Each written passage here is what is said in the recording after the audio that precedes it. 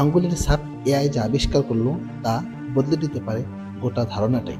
একটা সময় ছিল যখন সবাই নির্ভয়ে বলতো প্রতিটি মানুষের আঙ্গুলের ছাপ একেবারেই আলাদা। আইন শৃঙ্খলা বাহিনী, আদালত, গোয়েন্দা সবাই এটাই বিশ্বাস করত, কারণ ধারণা ছিল এক মানুষের এক আঙ্গুলের ছাপও এতটাই দৃঢ় ছিল সেই বিশ্বাস যে কেউ কখনো ভাবতেও পারেনি এর ভিতরে এত বড় ভুল থাকতে পারে।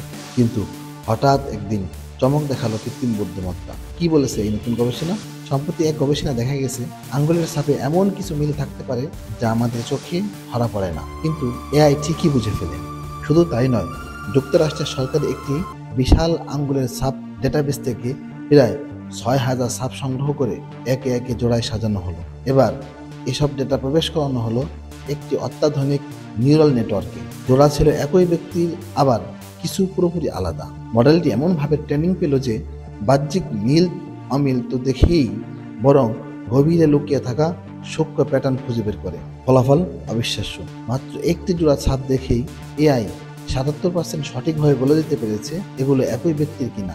আর একাধিক ছাপ বিশ্লেষণ করলে সঠিকতার হার আরও বেড়ে গেছে। ভিন্ন মানুষের ছাপেও মিল। হ্যাঁ, ঠিক শুনেছেন, গবেষকরা বলেছেন এআই এমন কিছু মিল খুঁজে পেয়েছে যা দেখে মনে হয় যেন ছাপগুলো একই ধরনের কোনো স্টাইল অনুসরণ করেছে। অবিশ্বাস্য না? তবে একে অন্যের ছাপের সঙ্গে গুলিয়ে ফেলবেন না। মিল থাকলেও প্রতিটি ছাপ একেবারেই আলাদা, কিন্তু এই মিল এত সূক্ষ্ম যা মানুষ বা পুরনো প্রযুক্তির পক্ষে ধরাই সম্ভব নয়। এই আবিষ্কার ফরেনসিক প্রযুক্তিকে 10 গুণ পর্যন্ত কার্যকর করে তুলতে পারে। ভাবা যায়? প্রথমে প্রত্যাখ্যান, তারপর আন্তর্জাতিক স্বীকৃতি। গবেষণাটি প্রথমে যখন একটি নামকরা ফরেনসিক জার্নালে পাঠানো হয়, তা সরাসরি বাতিল। এক রিভিউ স্পষ্ট লিখলেন, এটা তো সবাই জানে প্রতিটি আঙ্গুলের ছাপ আলাদা। কিন্তু অধ্যাপক হড লিপসন হাল ছাড়েননি।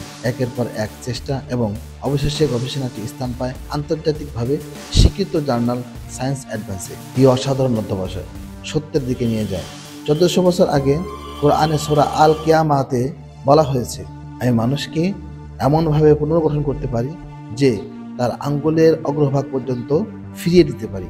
আঙ্গুলের এই সূক্ষ্ম ডিজাইন যে এত গুরুত্বপূর্ণ তা তখনও বলা হয়েছিল। কল্পনা করা যায়, কোরআনে কোথাও বলা হয়নি যে ছাপে মিল থাকবে না, বরং এমন সূক্ষ্ম গঠন পুনরায় সৃষ্টি করার সক্ষমতার কথাই বলা হয়েছে।